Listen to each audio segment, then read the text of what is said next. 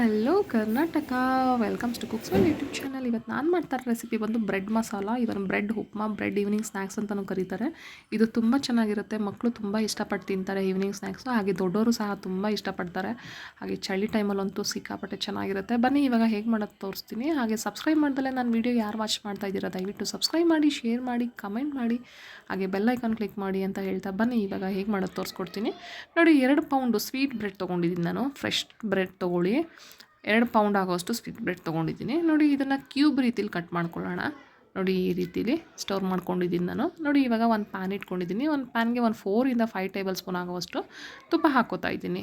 ತುಪ್ಪ ಹಾಕ್ಕೊಂಡಿದ ನಂತರ ನೋಡಿ, ಈ ಬ್ರೆಡ್ನೆಲ್ಲ ಪೂರ್ತಿ ಅದರೊಳಗಡೆ ಹಾಕ್ಕೊಂಡು ಅದನ್ನು ಚೆನ್ನಾಗಿ ಮೀಡಿಯಮ್ ಫ್ಲೇಮ್ನಲ್ಲಿ ಫ್ರೈ ಮಾಡ್ಕೊಳ್ಳಿ. ನಿಧಾನಕ್ಕೆ ಸೌಟ್ನಲ್ಲಿ ನಿಧಾನಕ್ಕೆ ಕೈ ಆಡಿಸ್ಕೊಂಡು ಫ್ರೈ ಮಾಡಬೇಕು. ನೀವು ಜೋರುರಿ ಮಾಡಿಬಿಟ್ಟು ಬಿಡಬೇಡಿ, ಆಮೇಲೆ ಅದು ಪೂರ್ತಿ ಸೀದೋಗ್ಬಿಡುತ್ತೆ, ಚೆನ್ನಾಗಿರಲ್ಲ. ಆಮೇಲೆ ಪೂರ್ತಿ ಸೀದೋಗಿರೋ ಸ್ಮೆಲ್ಲೇ ಬರ್ತಾ ಇರುತ್ತೆ. ಅಟ್ ಲಾಸ್ಟಲ್ಲಿ ನೋಡಿ ಈ ಥರ ಫ್ರೈ ಮಾಡ್ಕೋಬೇಕು. ಇಷ್ಟ ಆದರೆ ಸಾಕು.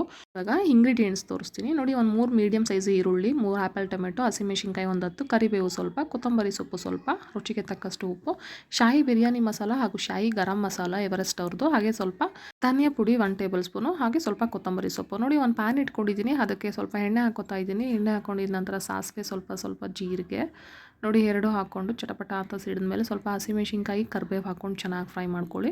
ಹಾಗೆ ನೋಡಿ, 3 ಮೀಡಿಯಮ್ ಗಾತ್ರದಷ್ಟು ನಾನು ಈರುಳ್ಳಿ ತೊಗೊಂಡಿದ್ದೆ. ಅದನ್ನು ಅಷ್ಟೇ ಸ್ವಲ್ಪ ಅರಿಶಿನ ಹಾಕೋತಾ ಇದ್ದೀನಿ ಅದಕ್ಕೆ. ನಂತರ ಹಾಗೆ ರುಚಿಗೆ ತಕ್ಕಷ್ಟು ಉಪ್ಪು ಹಾಕೋತಾ ಇದ್ದೀನಿ.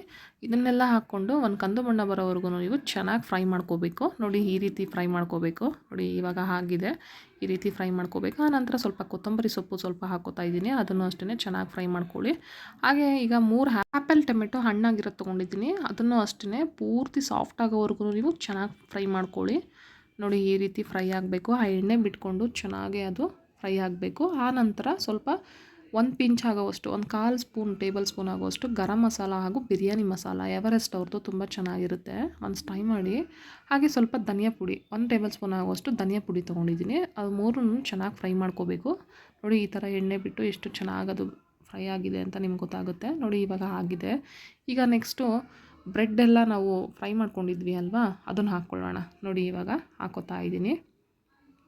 ನೋಡಿ, ಈ ರೀತಿ.